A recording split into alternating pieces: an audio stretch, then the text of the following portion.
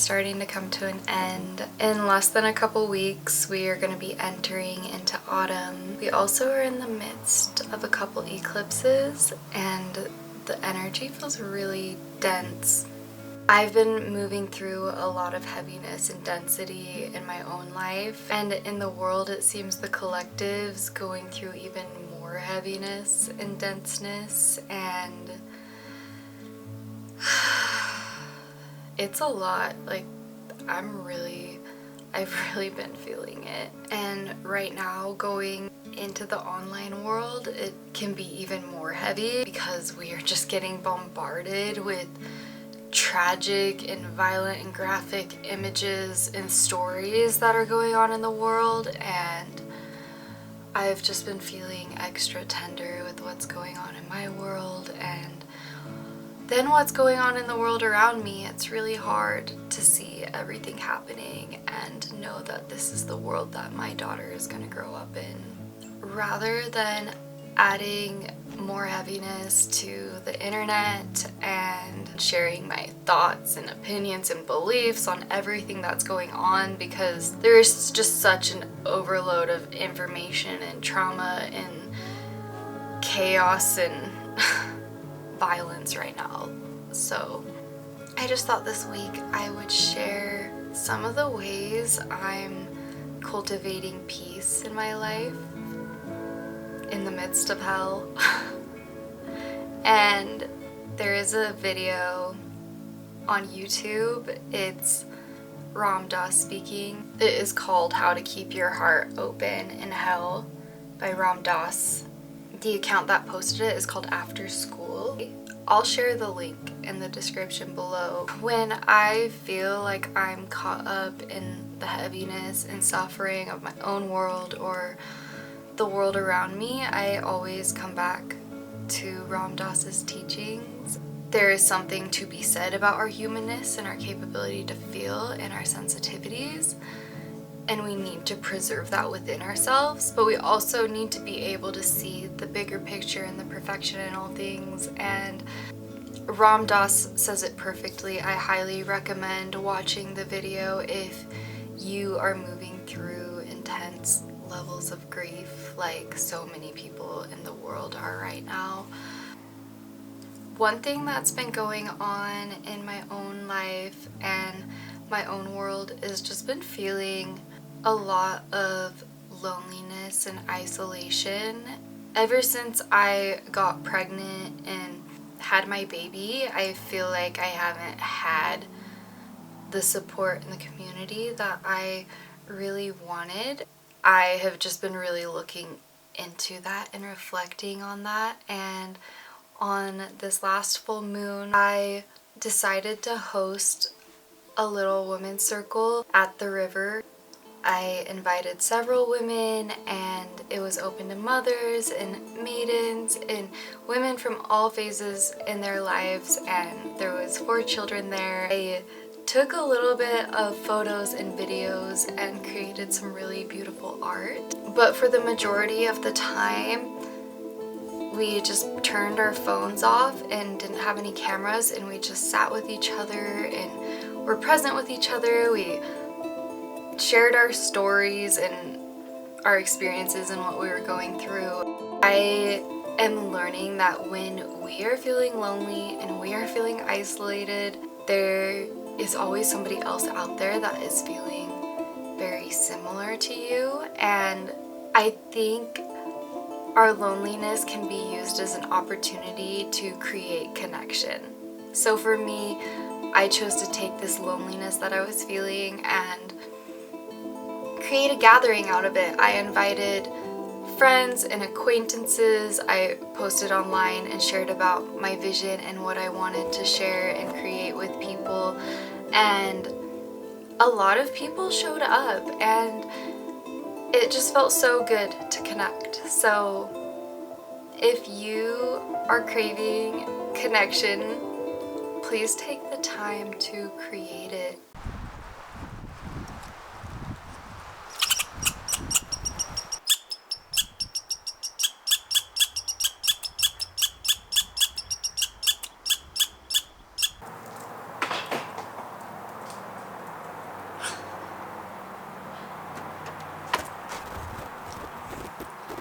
Look at all of these pine cones.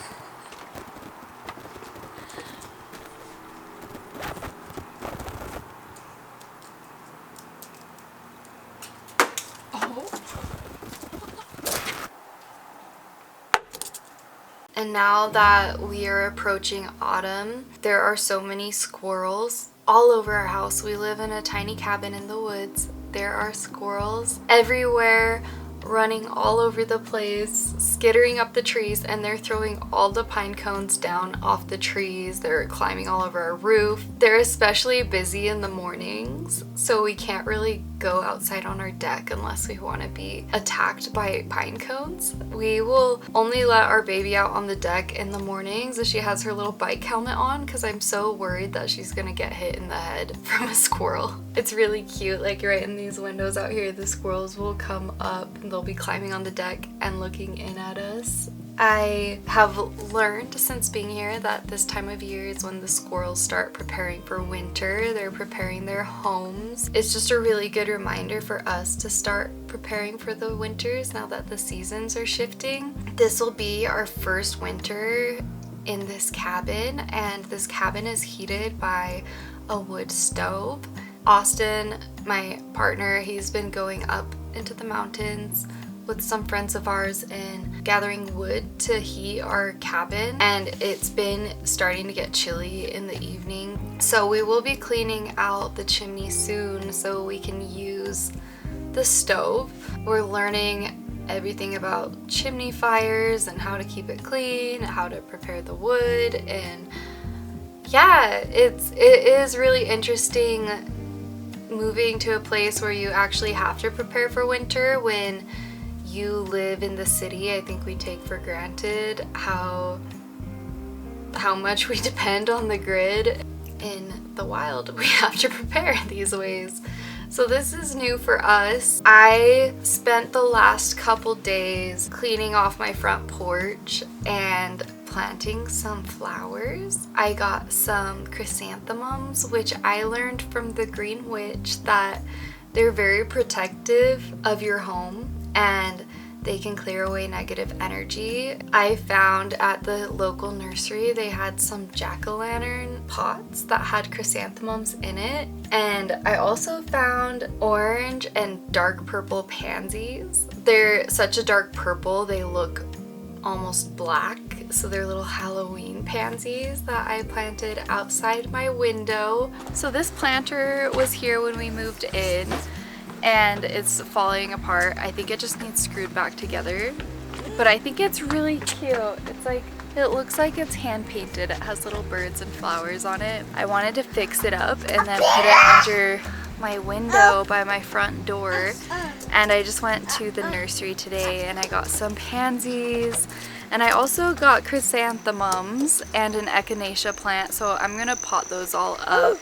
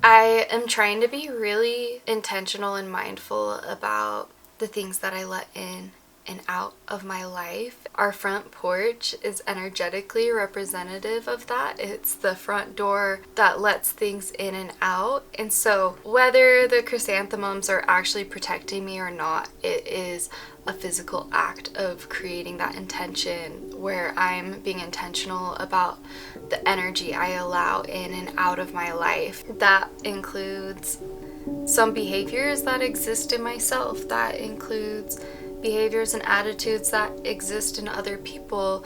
A big thing for me that is coming up is social media use, and honestly I'm a little embarrassed to admit it has been a thing for me because I used to be so good at not doom scrolling and not letting my inner world be influenced by what I see on the internet or especially social media. And when I was pregnant, I was so sick. I was bedridden for months and months and months. I feel like in that time I fell in the habit of scrolling on my phone because there wasn't much else I could do. After my baby was born, for 18 months, she would not sleep unless I was right next to her. So when she would take naps, I would nap with her. A lot of times I would rest with her, but a lot of the time I was like, I can't sleep. And so I would get in the habit of scrolling through my phone. So yeah, this is definitely an over explanation to why I am using social media too much. But that all being said, I am choosing to just be more mindful about my consumption. I am making an effort to not scroll. If I feel like I want to be online, it will be through creating and sharing, and I've just decided that I need to step back and take a break from the online world. So I also think it's really important with having a toddler that she's not seeing me scrolling. I try to be mindful of that, but I still find myself doing that when my phone's around. And they've done studies where when children are seeing their caretakers and all the adults around them like zoned out on their phones, showing no emotions, scrolling through their phones, the children are unable to learn how to read emotions on the face because they're seeing their parents glazed over, and this can lead to like emotional dysregulation, not learning how to read or trust people. And there was also another study that I read where the way that you consume media and spend time on your phone is probably the way that your child's going to grow up and spend time on their phone. So if you don't feel good about your child spending as much time or doing the things that you're doing on your phone, I feel like it's a great time to reevaluate your relationship with your phone. That is something that I'm going to work on, and I'm sharing it here to just put it out there for more accountability. Yeah, let's be better about that. I also have just been taking the time to be really present and connected with the land around me and getting to know my area, the plants, the animals, what's available. If you've watched my recent videos, I recently foraged lots of elderberries. There was some in my yard and some in the mountains nearby, and I was able to collect hopefully enough of them to get me through the winter and help boost my immune system. I also foraged for some mullein in my yard. Mullein is a really supportive herb for lungs.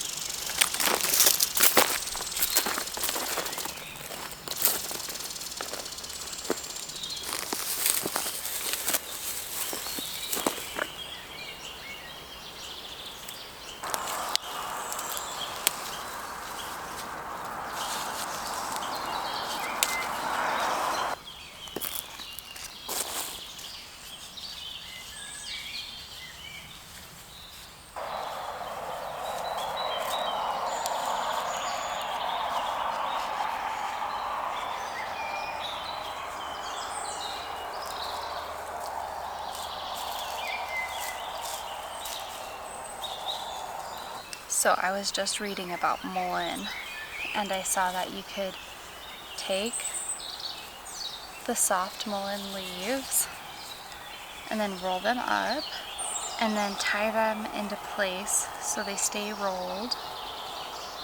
And then you just let them dry out like this. Once they're dried, you can burn them and then inhale the smoke. Mullein is super cleansing for the lungs.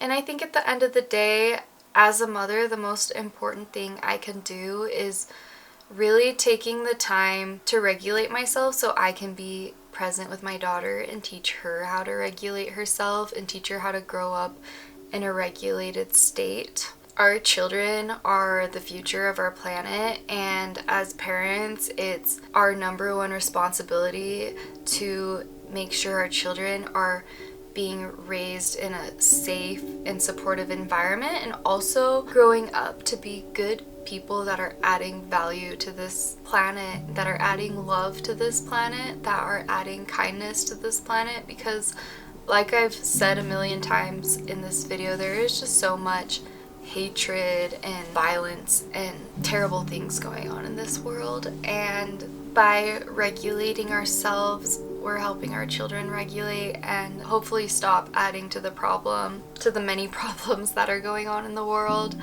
There is just as much love and beauty and magic in this world as there is darkness, and it's really important to take the time to see that and focus on that through gratitude, through connection, through taking the time to actually getting to know people. Anyways, guys, thank you for being here and sitting with me and listening to all this. I hope it inspires you to do things for yourself that bring peace and love and connection. I will see you next time. Bye, guys.